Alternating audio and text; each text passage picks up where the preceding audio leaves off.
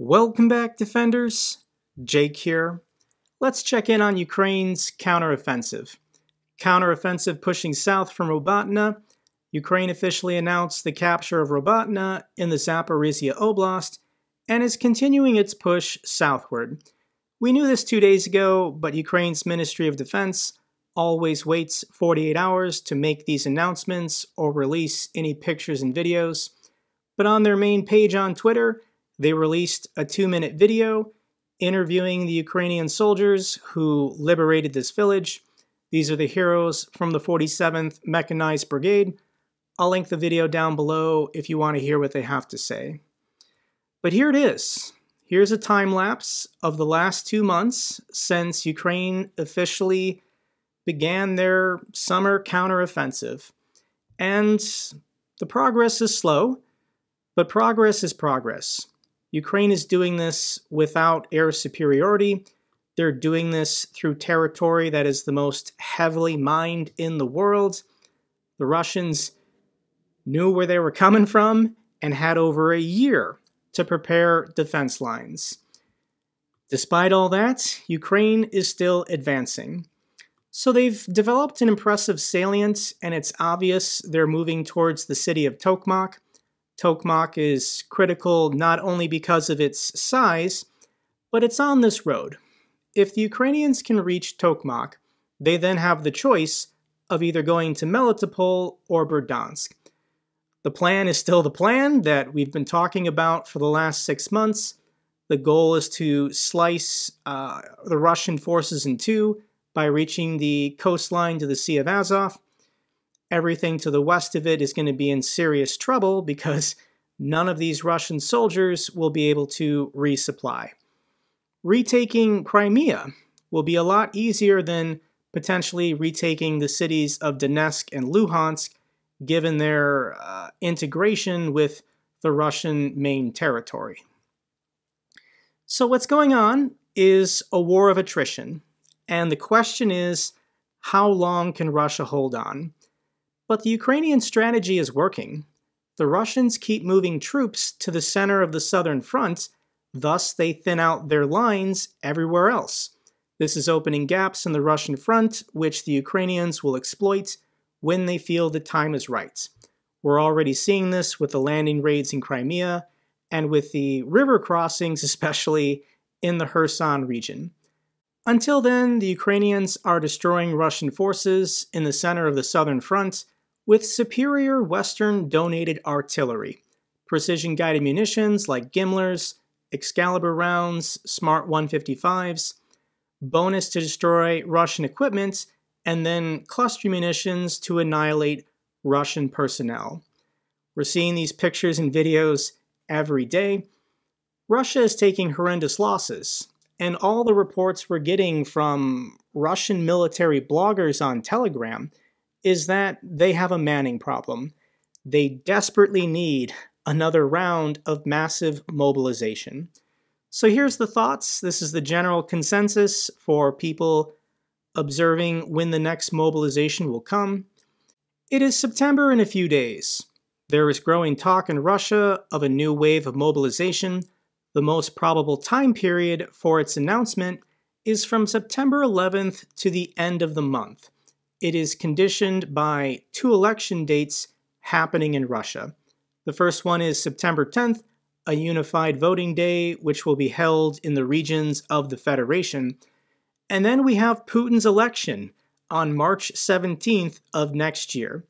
So the goal for the Kremlin, wait until after September 10th, then try and grab between 300,000 and 500,000 Russian men, but get it done months before Russia's presidential elections, so hopefully the Russian people get over it. Hidden mobilization is already underway. What is happening in Russia shows that Putin's regime is ready for a long and protracted war. Putin doesn't care how many of his people die, as long as he gets to expand his empire and keep some territory. So we do have some interesting information about Putin's upcoming election, but first I want to welcome back a long-term sponsor of the channel. The sponsor of today's video is Surfshark VPN, and Surfshark VPN is an app and browser extension that encrypts all of your data while online to add an extra layer of protection to keep your personal information safe from hackers and trackers. Aside from its military-grade encryption, why is Surfshark the best VPN on the market? And it's because it's the only VPN that allows installation on an unlimited number of devices, all on one account for one price. Surfshark can be great for sending and receiving files securely online or finding great shopping deals. But something I like about Surfshark is when using various streaming services such as Netflix, it allows me to unlock different content in other countries. For example, here in the United States on Netflix, we don't have any of the old Mission Impossible movies. I kind of want to rewatch some of them before seeing the new one with Tom Cruise. I think they're currently all exclusive on Paramount+. However, if I pull up Surfshark and change my country location to, for example, Japan, all I then have to do is refresh the page and boom! Now I can watch all the old Mission Impossible movies. Likewise, I can change my country location to other countries around the world to unlock fantastic TV shows and movies to watch. There is no risk in trying Surfshark VPN as they have a 30-day money-back guarantee. Use the promo code jakebroeyt and sign up today for an exclusive deal and get an extra 3 months for free. Thank you so much to Surfshark for being a long-term sponsor of this channel. This is interesting. Kremlin handpicks Putin's 2024 election opponents. I guess in Russia, not just anyone can run in an open primary to be president of Russia. You have to be approved by the Kremlin first. So it looks like on the ballot running against Putin in March of next year, the Kremlin will allow the Communist Party candidate, who's 79 years old. And then there will be a liberal Democrat who's 55. I'm sure Putin is getting a little insecure about his age, given that he's now 70 or 71, so they wanted to make sure his two token opponents weren't too young. The elections are rigged. Putin's going to get 90% of the vote. Probably the communist candidate will get 6%, and the liberal Democrat will get 4%. But it's a game of attrition. Russia has to hold on until April and continue pretending like everything is normal, when things are definitely not normal for Russia. Here is a fantastic video of a coastal radar station named Prodan that was destroyed by the Ukrainians in Crimea. This was a $200 million military asset. It's just staggering the losses that Russia is taking every day, and there's no discussion happening anywhere in Russia if this is worth the price tag, if this war in any way makes sense for the Russian people. Likewise, do you guys remember last week when I told you about that Russian S-400 air defense system that Ukraine destroyed in Crimea? I just assumed it was a Storm Shadow missile given the distance. But apparently Ukraine has now confirmed that they've developed a new, completely domestically produced Ukrainian missile. I'm sure they're getting help from the West in developing it and getting the necessary components to build these missiles. But if it's a domestically produced Ukrainian long-range missile or mid-range missile, they can use it on Russian territory. Additionally, concerning Ukrainian losses in their counteroffensive, here's an article from Forbes. In 13 weeks, Ukraine has lost just 5 of its 71 Leopard 2 tanks. Yes, anytime Ukraine loses a Leopard 2 tank, that's a top story on Twitter for a couple days, and the Russians will use that for their propaganda purposes. But for 13 weeks of fighting, only losing 5 of the 71 Leopard 2s, that's pretty good. Now 10 have sustained damage, and they're currently in Poland and Germany being repaired. All of these 10 can be and will be repaired and then returned to the front lines in Ukraine. So let's now follow up on Prigozhin. Prigozhin was secretly buried at a cemetery in St. Petersburg. There was this question of, will there be a funeral procession or a public event that people could attend? And the answer is no. The Kremlin said no.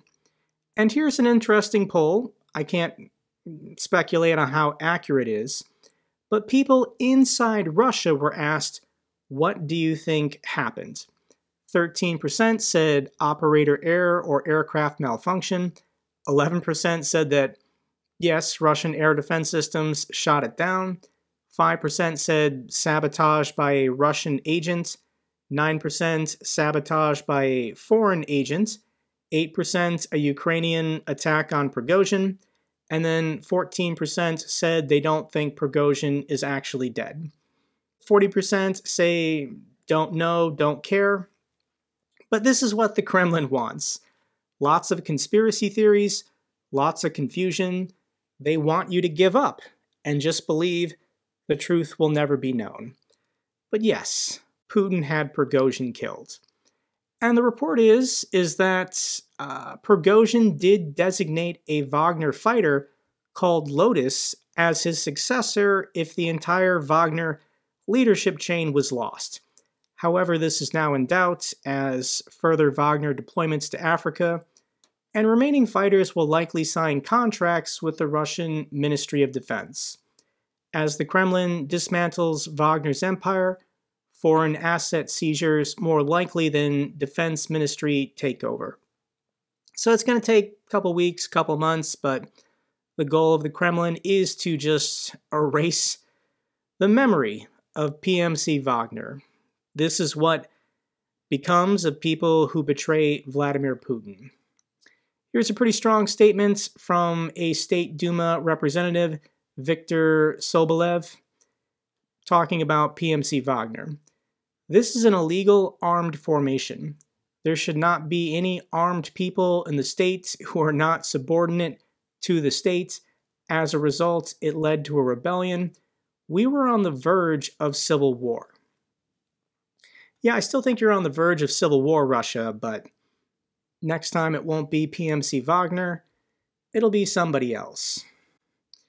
And it's Tuesday. We still haven't gotten a document dump or a recorded video from Prigozhin beyond the grave. And a lot of you in the comments section educated me as to why. Why a video from Prigozhin will not be coming. So here's a good comment from Sam. Jake, I think you've overlooked one thing. Families. None of the defenestrated Russian oligarchs and other business chiefs over the last 560 days have left video grenades either. I think this is because they all have families, and Putin, like Stalin before him, wouldn't hesitate to destroy them all if his victims spilled the beans from beyond the grave. So Yevgeny Prigozhin did have a wife, and he had 3 children. Maybe that's why Prigozhin didn't have a tape ready to go, because he knew that the FSB would come for his wife and kids, torture them, kill them, a very grim end. I struggle to believe that Prigozhin actually cared about his family given the life he chose, but maybe I'm wrong about the guy. And on Kremlin State TV, Solovyev finally talked about Prigozhin, and this is the narrative they're taking on Kremlin State TV. This is incredible. So here's Solovyev talking to his guests. Tragic events are taking place. Prigozhin had a dream. I chatted with him, we had good relations until he decided to march on Moscow. He had a dream. He wanted to march on Kyiv. He wanted to take Kyiv. I think that is the best way to honor Prigozhin's memory, will be of his guys who became legends, heroes of Russia, holders of orders of courage, medals for valor, brilliant commanders, Lotus, Ratibor, Mayhan, Bahrain, Zombie, others, they will take Kyiv. Well, that would be the right thing to do. It would be a strong point. So while simultaneously trying to wipe the memory of Prigozhin from the minds of Russians, they're also seizing this opportunity to turn Prigozhin into a martyr, a rallying cry for Wagner mercenaries around the country. Join the Russian MOD. Fight to take Kyiv. Honor the memory of the guy we just assassinated. And what about his operations in Africa? Here's a post from a Russian Telegram channel that said, Prigozhin with the grateful people of Africa, where some called him the second Nelson Mandela. The white guy who stole all the gold and diamonds was the second coming of Nelson Mandela for the people of Africa. What else is going on? Russia holding back on missile attacks, stockpiling weapons, new intel assessment. Despite international sanctions limiting the import of technology Russia uses for missile production, the Kremlin has increased its output and is accumulating more long-range strike weapons. So if we go back in time 2 months ago when Ukraine first started their counteroffensive, Russia was really panicking, and they were using all of their best missiles to attack far behind the front lines to distract the Ukrainians, to slow them down, to limit their capabilities. But they didn't have the missiles to sustain that for 2 months. So in the recent weeks, they've still been launching drones, the occasional junk missile, but they've been saving their best stuff for a later attack. It is possible this winter they're going to try and go after the energy grid yet again. Didn't work last year, it's not going to work this winter, but Russia doesn't really seem to learn. And according to Ukrainian intelligence, they estimate that Russians have about 585 missiles, excluding the Kh-22s, with a distance exceeding 500 kilometers.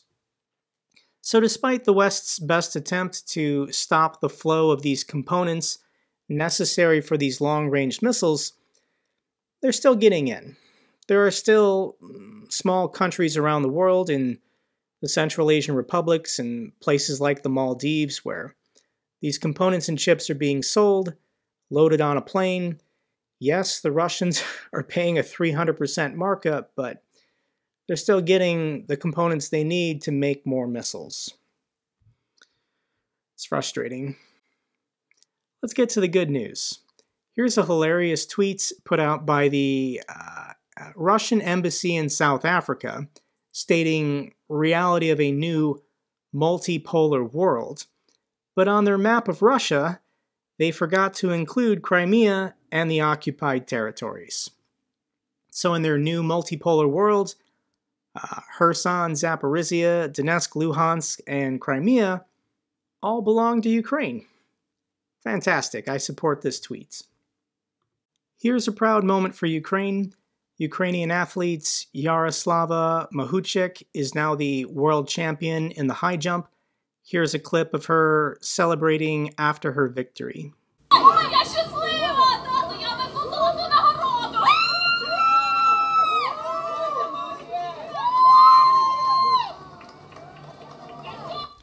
If you want to see her performance, I'll link the video from NBC Sports down below.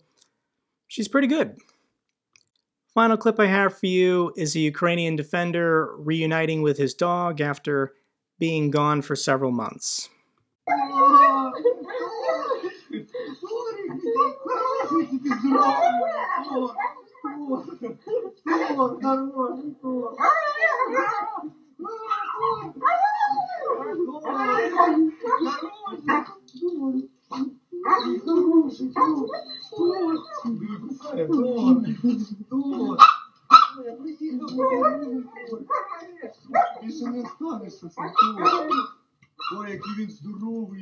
That's a good dog.